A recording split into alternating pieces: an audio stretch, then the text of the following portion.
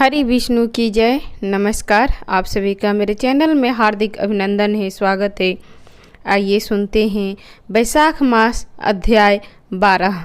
वैशाख माह की अक्षय तृतीया और द्वादशी की महत्व। द्वादशी के पुण्यदान से एक कुतिया का उद्धार कैसे हुआ, आइए इसे विस्तार में सुनते हैं।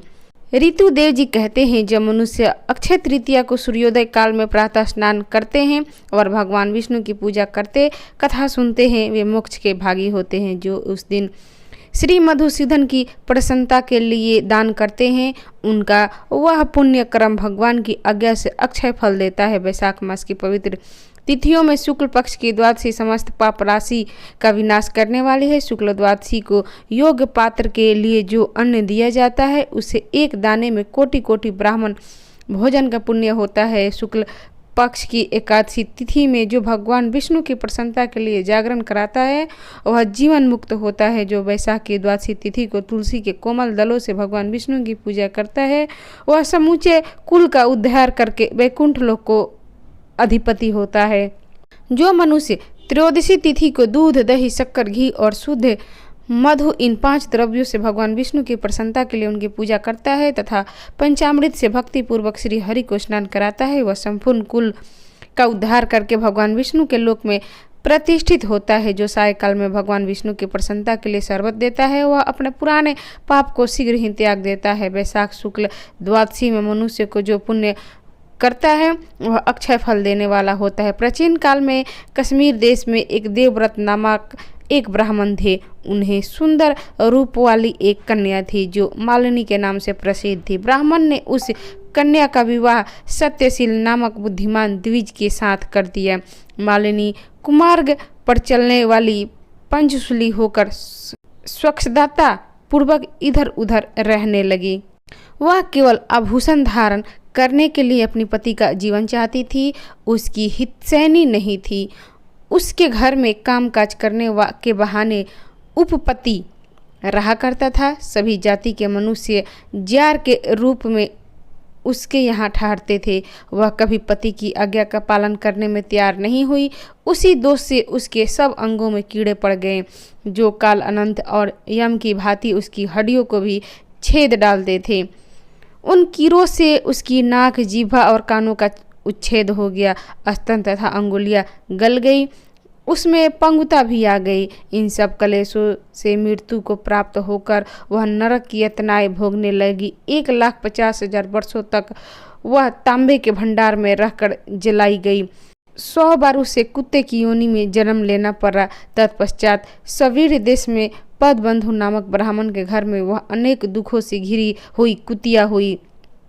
उस समय भी उनके कान, नाक, पूंछ और पैर कटे हुए थे।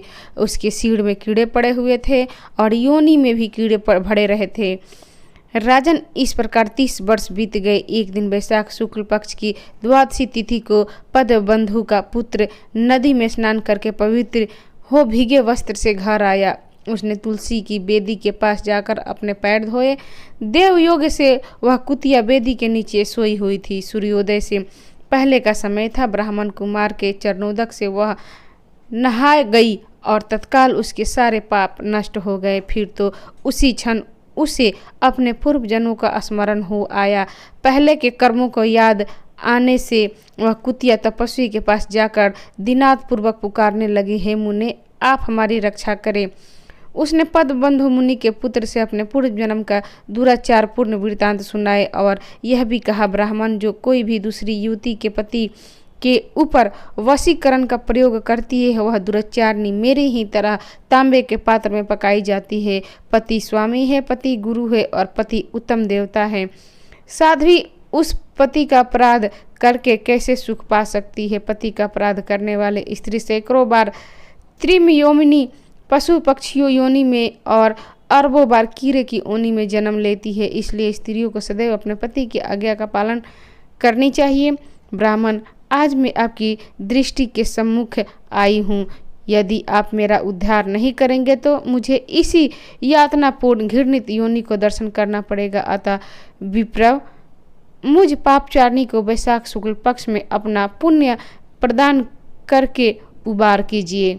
आपने जो पुण्य की वृद्धि करने वाली द्वादशी की है, उसमें स्नान, दान और अन्न भोजन कराने से जो पुण्य हुआ, उससे मुझे दुराचारणी का भी उद्धार हो जाएगा। महाभाग दीन वत्सल, मुझ दुखिया के प्रति दया कीजिए। आपके स्वामी जगदीश्वर जनार्दन दिनों के रक्षक हैं, उनके भक्त भी उन्हीं के समान होते हैं। दीन वत्सल, में आपके दरवाजे पर रहने वाले कुतिया हूँ, मुझ दीना के प्रति दया कीजिए, मेरा उद्धार कीजिए। अंत में आप द्विजेंद्र को नमस्कार करती हूँ। उसका वचन सुनकर मुनि के पुत्र ने कहा, कुतिया, सब प्राणी अपने किए हुए कर्मों का ही सुख दुख फल स्वरूप भोगते हैं। जैसे सांप को दिया हुआ सकरा मिश्रित दूध केवल विष की वृद्धि करता है, उसी प्रकार पापी को दिया हुआ पुण्य उसके पाप में सहायक होता है।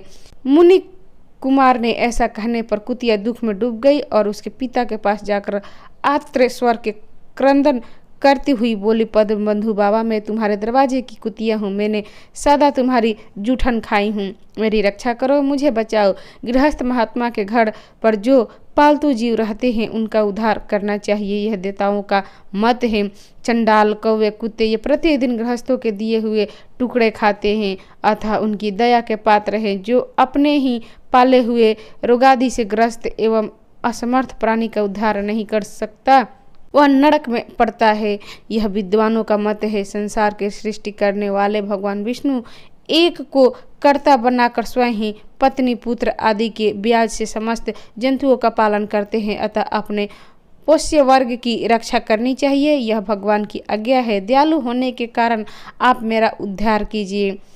दुख से आतुर हुई कुतिया की यह बात सुनकर घर में बैठा हुआ मुनि पुत्र तुरंत घर से बाहर निकला। इसी समय दया निधान पद बंधु ने कुतिया से पूछा, यह क्या वृतांत है? तब पुत्र ने सब समाचार कह सुनाया। उसे सुनकर पद बंधु बोले, बेटा, तुमने कुतिया से ऐसा वचन क्यों कहा?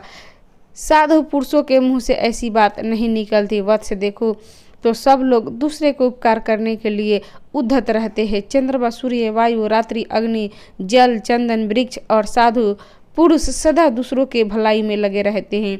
दैत्यों की महाबली जानकर महर्षि दधीचि ने देवताओं का उपकार करने के लिए दयापूर्वक उन्हें अपने शरीर की हड्डियां दे दी थी।